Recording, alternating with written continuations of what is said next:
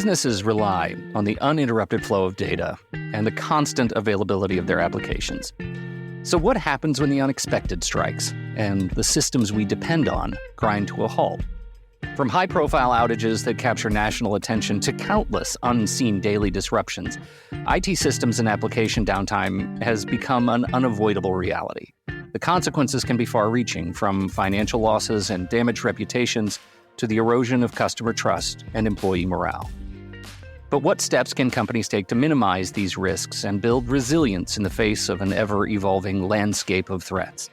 Today, we sit down with David Safaii, Executive Chairman here at Trilio, to explore the causes, consequences, and solutions to one of the most pressing challenges facing businesses in the digital age. I'm Pete Wright, and this is Trilio Insights.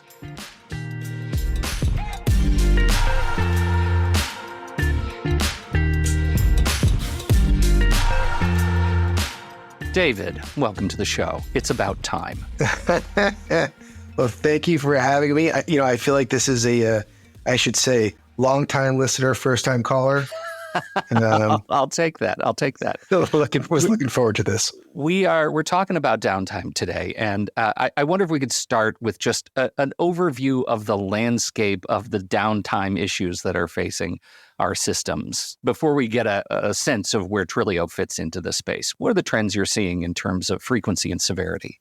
You're starting with a tricky one because, the public really sees and hears about catastrophes, right? Right. But outages just happen more than you think. Sometimes it may be a network hiccup or a specific app or an entire cloud or cluster. And it may just be in relation to a poor upgrade cycle or a product rollout. So it's sort of like, how long is a piece of string? And I'm kidding, of course, but that's really the case. And the common causes, I would say, they vary. So you could have hardware failure, network outage, storage failure, security breaches, DDoS attacks, power outages, natural disasters, right? We're in global weirding. There are physical threats. Of all of these items, candidly, it's the human element that is more common than not.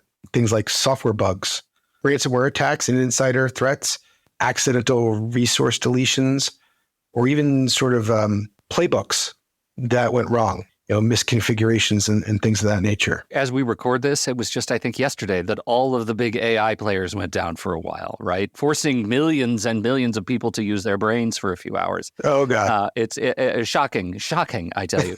Do we have statistics on these areas? Do we know what is the biggest purveyor of these downtime instances? Yeah, so let's just look at cyber attacks as an example, right? Okay. I've read a report that said like in 2022, the average length of an interruption after a ransomware attack was about 24 days. 24 days. It's a long time, right? And 93% of enterprises admitted to a breach that was suffered. Because of that breach, you have the unplanned downtime, you have data exposure, you have financial loss. The compounding element is a financial element that could result in fines. You get leaked records and data.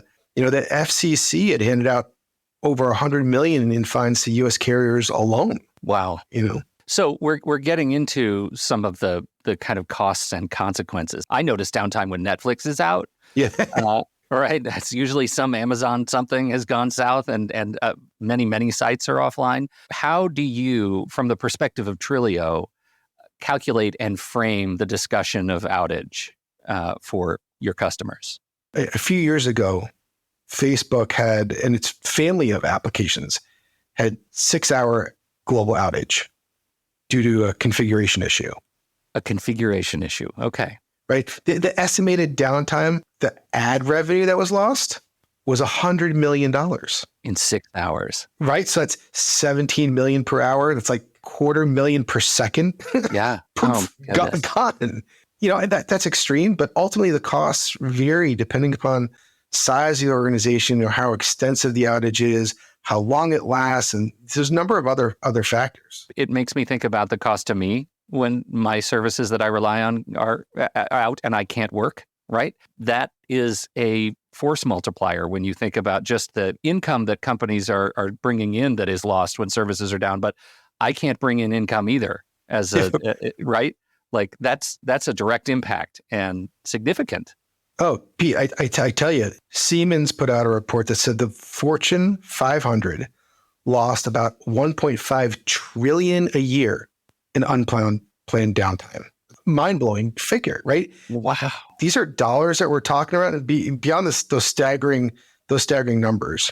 The downtime effects you can have on one hand a company that is losing revenue, but more importantly, you've got organizations that have precious lives at stake, right? And I think that's kind of lost in some of this conversation too, because defense and protecting our people in the field, requiring that mission critical applications are available and recoverable to space, and ensuring that astronauts can come home safely. Yeah, right. All stories that have been in the news this year, all of them. To here on Earth, right? Protecting the hospitals. Non-recovery is not tolerated, right? We've heard of a hospital that had downtime of 15 to 20 hours. In addition to the people in that building, you have to turn people away from the outside, and they can't receive the treatment they require. That is the cost of downtime. And you can't put a number on that. We're in an era where we hear these stories all the time, and it feels like reputational damage is sort of on fast forward. Are you seeing brand reputational damage done and sticking for companies that are struggling to keep their systems online? Is it making a difference or an impact? Absolutely. Everything is built on trust, right? Relationships built on trust. Brands have consistency they care about. They make good on promises. They provide and maintain transparency where they can. And they look to build credibility through positive experiences and reliability. Customer satisfaction and trust creates loyalty and lifelong customers. When people like IDC says that over 30% of outages result in data loss, it's 40% of disruptions that have led to some sort of brand reputation damage. And there's a long tail to that. Just this month, Google Cloud accidentally deleted a customer account. And the client was UniSuper. And the number was 647,000 users who faced 2 weeks of downtime because of a cloud bug. I don't even know. Is there math that exists that's big enough to calculate the overall impact and the ripples in the pond of the impact of that kind of a deletion? Well, that example, which is it's incredible, right? There are hard dollars and there are soft dollars. We talk about revenue, but also there's, to what you just mentioned, there's loss in employee productivity, right? You just lost 2 weeks of productivity. Beyond the fact that you need to refocus and rebuild your environments, do you need to procure new hardware? Is this a case of ransomware and you're held hostage? You're dealing with that, right? So it's pretty incredible. Well, on that note, let's transition to mitigating our downtime risks, right? First things first, how many organizations are you talking to that have and regularly test their disaster recovery plans? Oof. So that's a really good question, because I can tell you people do not test enough. There's a good Forrester report out there that says about 31% of organizations test their DR once a year. And that's a scary metric. And I would be salivating if I was a cyber criminal, right? Testing can be easy, and you can automate it if you've got the right tools. Little bit off the map of our conversation. Is there a difference? Do you notice a geographic distance, a globally geographic difference in, I'm thinking specifically about the EU right now and typically a more regulated environment. Do you find, or do you know of an increase in awareness and application of disaster recovery techniques compared to Western systems operators? Yeah, that's a good question. And I'd say a lot of it's led by, one, regulation, and two, culture, right? You've got certain places. So take Europe as an example, where GDPR has teeth, and soon you're going to see other compliance issues within the banking sector, such as DORA.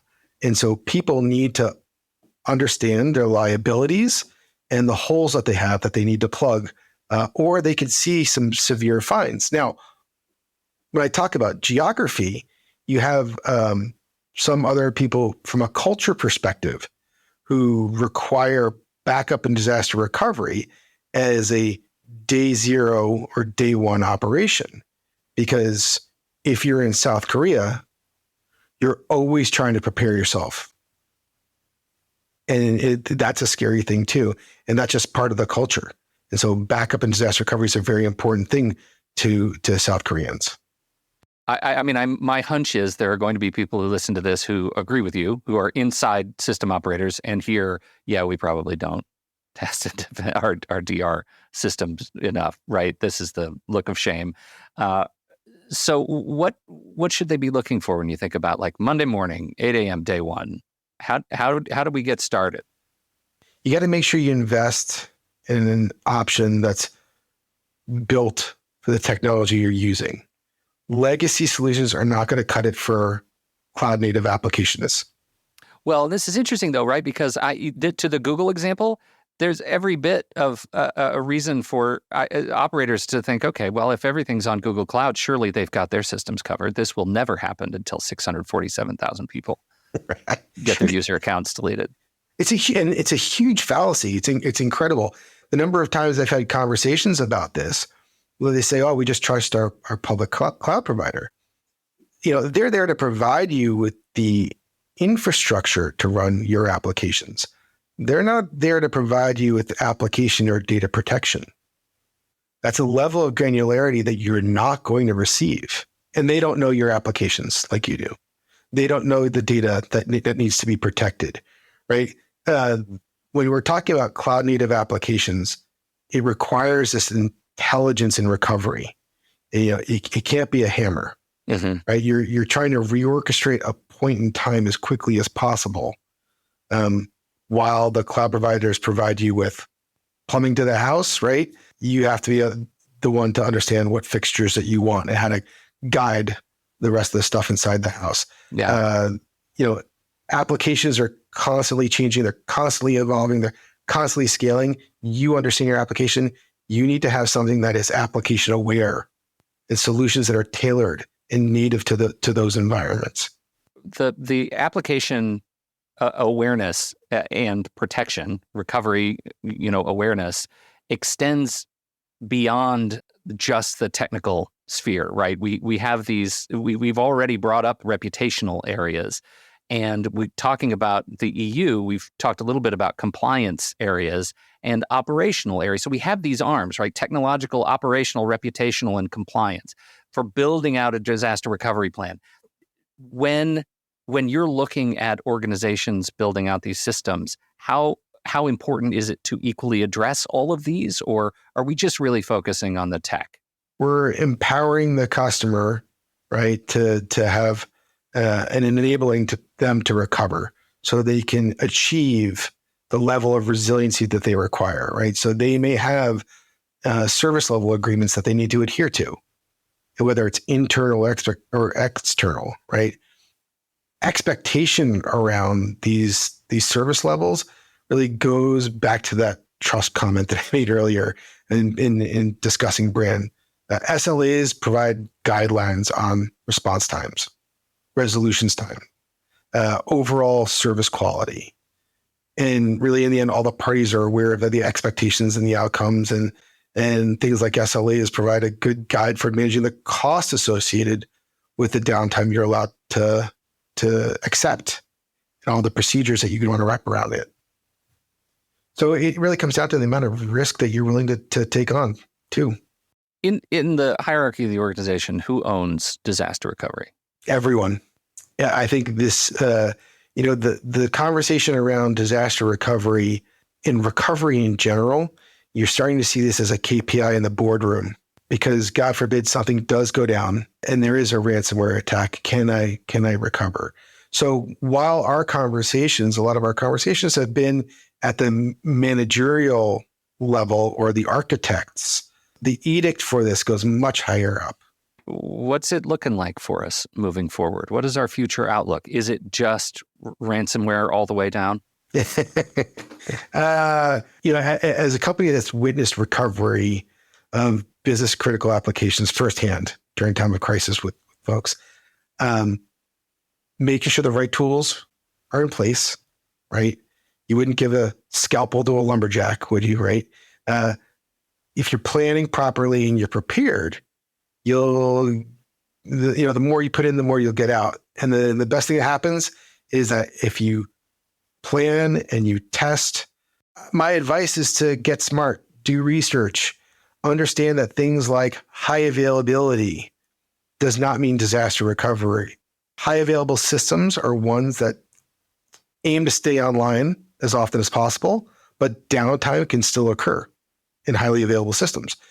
Disaster recovery is a proactive plan of action, right? And it details how you can recover after a disaster has happened. So be ready, be prepared, be native. Do you have a measure or metric for how to think about budgeting for disaster recovery? In budgeting for disaster recovery, so that's a good question. I think you have to look at the applications and the parts of your environment that must recover the quickest. So going back to those SLAs that I talked about before, what are the mission critical applications that cannot tolerate downtime and have to be up as fast as possible? I'm going to invest more time, more processes, more technology around that versus some of the other applications that do have a tolerance for some lag time to recover. Mm-hmm. And I think based upon that analysis, you'll start to put budgets in place that reflect what is required for those environments. I appreciate your time today, David. Thank you for teaching us. No, thank you very much. This was a lot of fun, and I hope to do it again. Absolutely. Absolutely. Thank you, everybody, for downloading and listening to this show. Where should we send people to learn more about this subject? I'm sure Trilio's got some resources we need to send them to. We do. We've been taking quite a bit of time in developing some excellent content for people because it's an important topic. And I highly recommend people come to the website, Trilio.io. And in there, you'll find a bunch of resources around blogs and videos, some great podcasts, and a number of other resources. And candidly, even if you're just curious, ask us a question. We're there to help. We understand at the end of the day, we and our customers view us as partners in this journey. So we're raising our hands and to say, just ask. I think that's a great point. You're not, if you've never done this, if you've never invested in it, it's okay not to know. It's okay to ask. 100%. It's really okay. All right. Thank you all for downloading and listening to this show. We appreciate your time and your attention. Again, we encourage you to learn more. Just swipe up in the show notes for this episode, and you will find all the links to the resources that we have mentioned that David has pointed out. On behalf of David Safaii, I'm Pete Wright, and we'll see you next time right here on Trilio Insights.